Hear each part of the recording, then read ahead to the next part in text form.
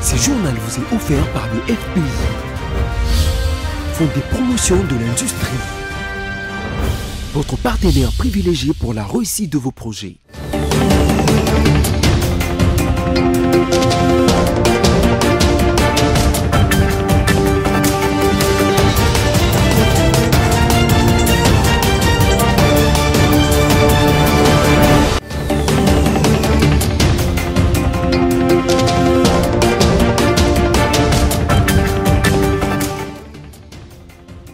Nouvelle édition du journal sur BSC Télévision. Messieurs, dames, bienvenue. Tout de suite, les sommaires.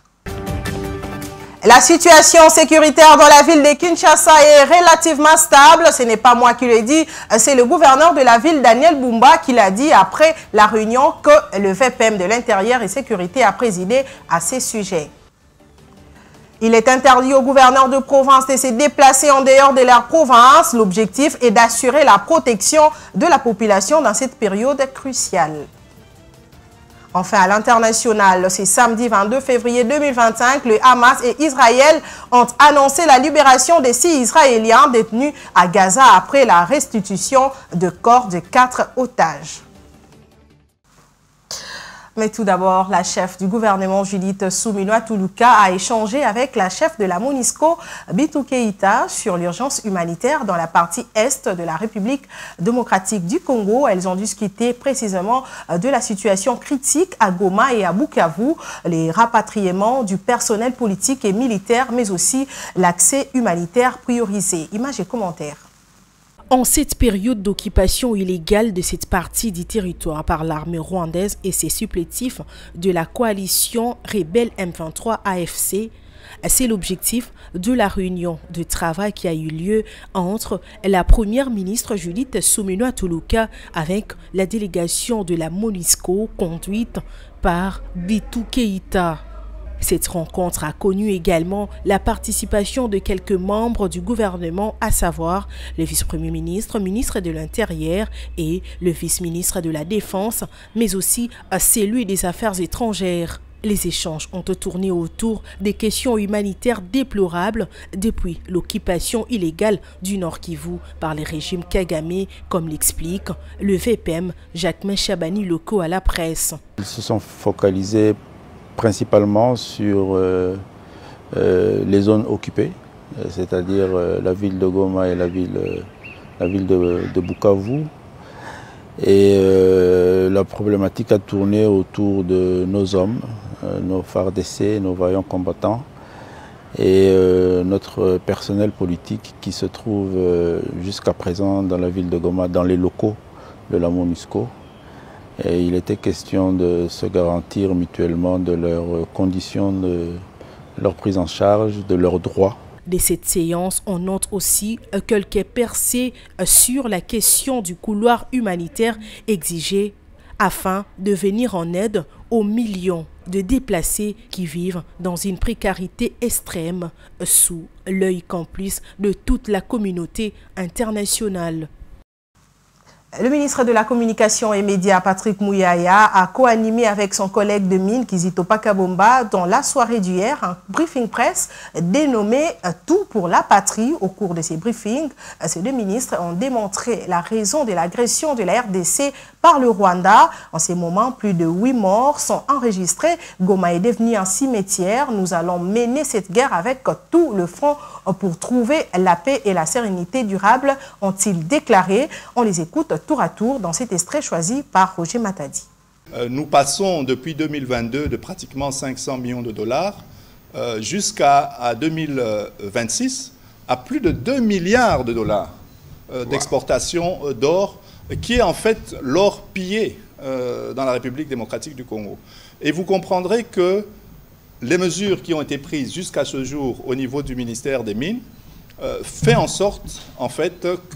sorte que cela impacte fortement, parce que dans la mesure où nous aurons mis en place tout notre système de traçabilité, et que nous aurons assuré la livraison aux pays, je dirais, qui ont besoin, donc les utilisateurs finaux, eh bien à ce moment-là, cette projection de 2 milliards d'or ne rentrera plus dans les comptes du Rwanda. Et c'est là... c'est la vraie raison de la guerre, parce que 2 milliards jusqu'en 2026, c'est plus de 50% du budget du Rwanda. Voilà, c'est ça. Et donc cela démontre que leur régime, aujourd'hui, face aux mesures qui ont été prises par le chef de l'État et par le gouvernement de la République démocratique du Congo, fait en sorte que leur régime, aujourd'hui, se trouve dans une situation, je dirais, d'insécurité. Non seulement qu'on a tué en masse, on veut mentir, parce que si vous lisez, justement, le président rwandais, il dit 400, 500 morts. Mais même 500 morts, vous imaginez, vous êtes Congolais, on tue 500 de vos compatriotes.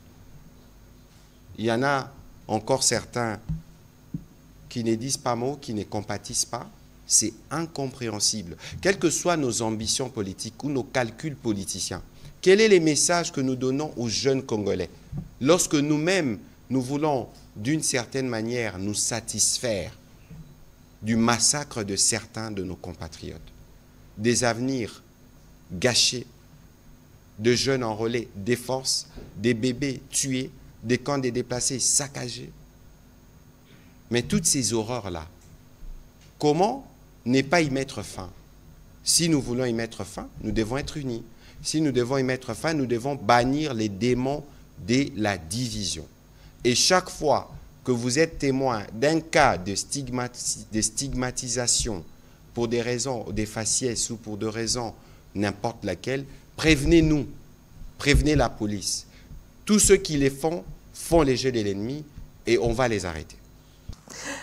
Dans un message officiel du ministère de l'Intérieur du 18 février rendu public, il est interdit aux gouverneurs de province, administrateurs de territoire et autres cadres de base de quitter leur contrée pour assurer et encadrer la population pendant cette période cruciale. Le gouverneur doit prendre toutes les dispositions utiles et nécessaires. Sur la présente instruction concerne tout animateur d'entité de territoire. Il y a ordre d'accuser réception. Une réunion d'évaluation de la situation sécuritaire générale du pays a eu lieu et présidée par Jacquemain Chabani-Loko avec tous ses services, son cabinet de travail, notamment le général Blaise Kilimbalimba et le gouverneur Daniel Bumba Lubaki. À l'issue de cette réunion, quelques mesures et dispositions sécuritaires urgentes ont été prises pour assurer pour la sécurité de la population sur toute l'étendue du territoire. Quant à la ville de Kinshasa, la situation sécuritaire est relativement stable, informe le gouverneur de la ville, Daniel Bumba, au sorti de cette réunion. Il s'est dénoté qu'il y a une situation préoccupante de la sécurité à l'Est, mais il tient de préciser que Kinshasa, la situation sécuritaire est relativement stable. Alors, nous profitons de l'occasion pour informer à notre population de Kinshasa de ne pas céder à l'intox. Alors, il s'est propagé beaucoup de faux bruits, beaucoup des alertes fausses qui a essayé d'instaurer l'intoxication, l'intox, mais également la psychose par rapport aux faits qui ne sont pas justement réels. Alors, aujourd'hui, nous profitons de l'occasion sur justement les orientations du vice-premier ministre de l'Intérieur pour préciser à la population de ne pas céder à la stigmatisation, à la division de nos communautés. La ville de Kinshasa est stable, nonobstant quelques faits bénins signalés, de braquage, et puis voilà, des infiltrations non autrement identifiées, mais des enquêtes se poursuivent pour que ces malfrats soient déférés devant les instances judiciaires. Nous profitons de l'occasion pour appeler les Kinois à l'apaisement et leur demander d'évacuer librement à leurs préoccupations et que toutes les questions sécuritaires sont prises en charge. L'armée et la police sont justement là pour accompagner toutes ces mesures afin que les Kinois puissent continuer à vivre paisiblement dans l'étendue de la ville de Kinshasa. Et puisqu'on parle du ministère de l'Intérieur, sachez qu'il s'est ouvert hier, mardi 18 février 2025, un atelier de partage d'informations et d'expériences en gouvernance sécuritaire par le ministère de l'Intérieur. Les décisions de cette formation sont lancées dans un contexte d'élagueur, d'agression du Rwanda avec l'occupation de son armée dans le sol congolais, bien évidemment dans sa partie est avec ses supplétifs M23 AFC. Du 18 au 21 février 2025, dans la salle Virunga et celle de l'Institut public de la santé, 700 membres de comités locaux et sécurité de 24 communes de la ville de Kinshasa, y compris le chef du quartier, participent à ces deux sessions de formation pour appuyer l'autorité provinciale et locale dans la gestion de l'ordre public. Sachez que, à travers cet atelier de partage d'informations et d'expériences en gouvernance sécuritaire, axé sur les innovations du décret de communautés locaux et aussi provinciaux de sécurité, en passant par leur organisation et fonctionnement, sans oublier les modalités pratiques d'organisation de réunions de sécurité, les bénéficiaires sont outillés pour assurer la sécurité de biens et de personnes, mais également veiller à la tranquillité publique et à la sécurité à partir de la base. Je m'avais d'abord jeté le flair au patron de l'Intérieur pour la toute première fois cette formation et vu le problème que nous sommes en train de vivre dans notre pays, cet éveil patriotique, ça nous a outillés en tant que gestionnaires de nos entités. Là, on va communiquer, inculquer ces valeurs-là à notre population parce qu'il y aura des réunions élargies. C'est Alphonse Tamboué, le coordonnateur du cabinet du vice-premier ministre, ministre de l'Intérieur, Sécurité, Décentralisation et Affaires coutumières, Jacques Chabani, qui a lancé cet atelier de 4 jours. Situation sécuritaire toujours, l'opposant congolais Martin Fayulu Madidi a échangé le mardi 18 février 2025 à Faden House avec le responsable des confessions religieuses sur la cohésion nationale. L'objectif principal de ces échanges est d'explorer des solutions concrètes pour mettre un terme à la crise actuelle. On écoute le compte rendu donné par l'évêque Edjiba Yamapia. Martin Fayulu, c'est partager ensemble les soucis de notre pays. L'air est grave, le pays est agressé et donc nous avons parlé pour voir qu'est fait pour sortir le pays de cette situation. De là, nous avons eu un élément commun qui dit si nous ne faisons rien, les générations futures vont nous juger. Pourquoi? Parce que les générations diront ce Congo était unis. Mais comment aujourd'hui on se retrouve avec un pays où une partie est sous occupation et une autre partie se retrouve dans les conditions qu'elle est. Voilà pourquoi nous avons parlé plus de chercher comment fédérer, avoir l'unité nationale, l'unité des Congolais pour parler d'une seule voix, parler Congo, réfléchir Congo, et puis rêver un Congo uni et un Congo fort. Nous, comme pères spirituels, la plateforme des confessions religieuses, nous disons à ceux qui sont à Goma, tous ceux qui sont à Bukavu, à l'Est et partout ailleurs, que nous les portons à cœur et que nous prions Dieu et que nous faisons ce que nous pouvons. C'est ce qui nous a amenés voir l'honorable et président Martin Fayulu, afin que lui, avec la forte voix qu'il a, s'il dit quelque chose, s'il s'implique, nous pouvons arriver avec les autres forces de la République à cesser les armes et parler un Congo uni. Rendons-nous à présent en Ituri, précisément à Fataki. Comme vous le voyez sur ces images, les casques bleus de la MONUSCO continuent de renforcer le patrouille nocturne chaque jour dans le but de protéger les milliers de déplacés et des civils vulnérables. Ces patrouilles leur permettent également de maintenir la présence dissuasive face aux menaces de groupes armés.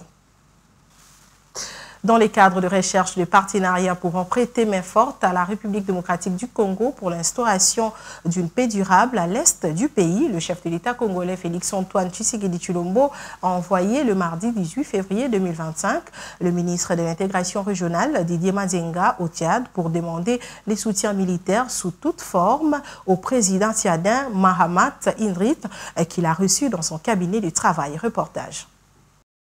Des retours d'Addis Ababa, où il a représenté son président Félix-Antoine Tshisekedi Tshilombo aux assises de la 38e session ordinaire de la conférence des chefs d'État et de gouvernement de l'Union africaine, placée sous le thème « Justice pour les Africains et les personnes d'ascendance africaine par le biais des réparations », le ministre congolais de l'intégration régionale, Didier Mazenga Mukwanzu, a sollicité et obtenu ce 18 février une entrevue avec le président de la République, chef de l'État, maréchal Mohamed Idriss Déby Itno.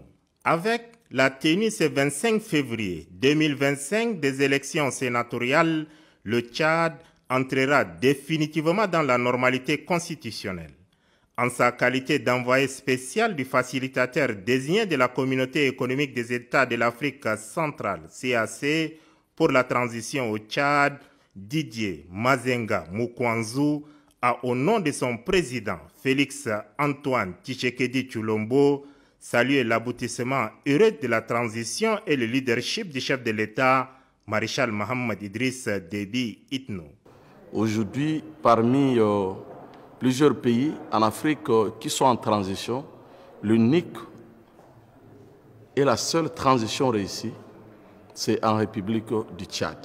Après avoir organisé les élections présidentielles, législatives nationales, provinciales et communales, d'ici là, ça sera les élections sénatoriales et la mise en place de toutes les institutions du pays. Donc la transition ou bien le processus de facilitation prend fin. Mes sentiments de joie, les sentiments d'encouragement et de remerciement au peuple tchadien en général et au président Mahamat Idriss Déby Itno en particulier, et qui s'est fait disponible à faciliter cette médiation. C'est sur cette bonne note d'espoir et d'espérance de voir le Tchad garder le cap de son retour à l'ordre constitutionnel que l'émissaire du président Félix-Antoine Tshisekedi Tshilombo a quitté le palais Toumaï.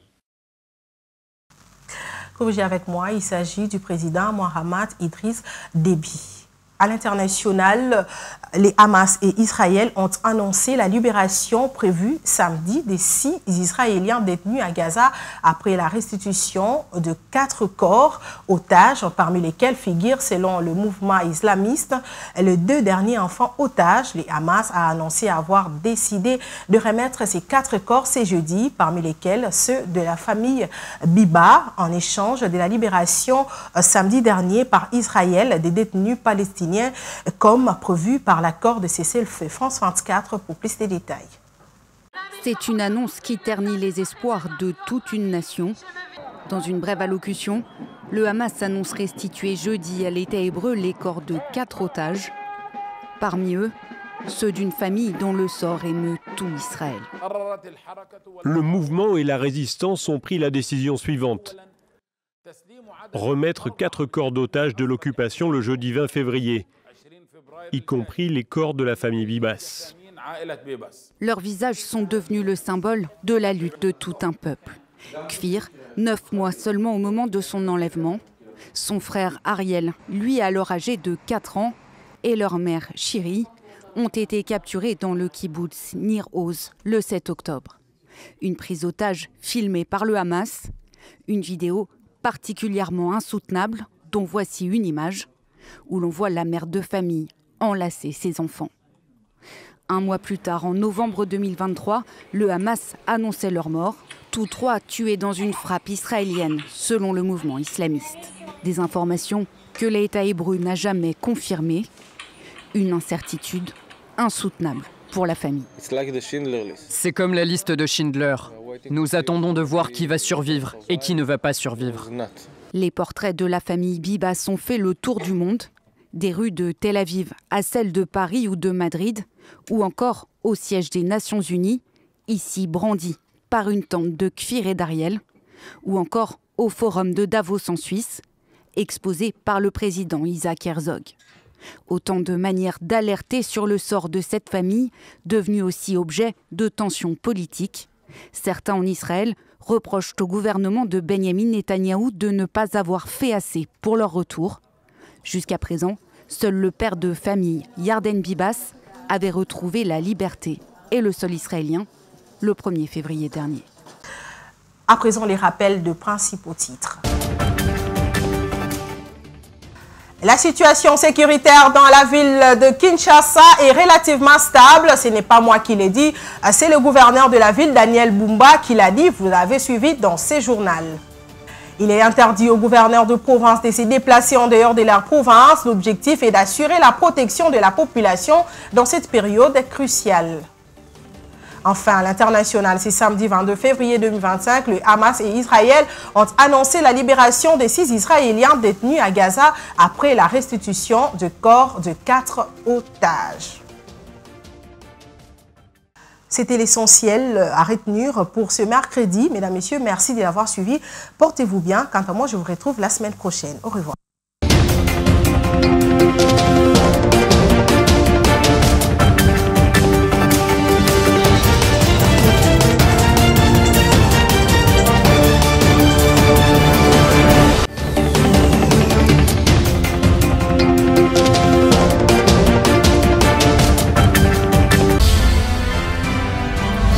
Ce journal vous a été offert par le FPI, Fonds des promotions de l'industrie, votre partenaire privilégié pour la réussite de vos projets.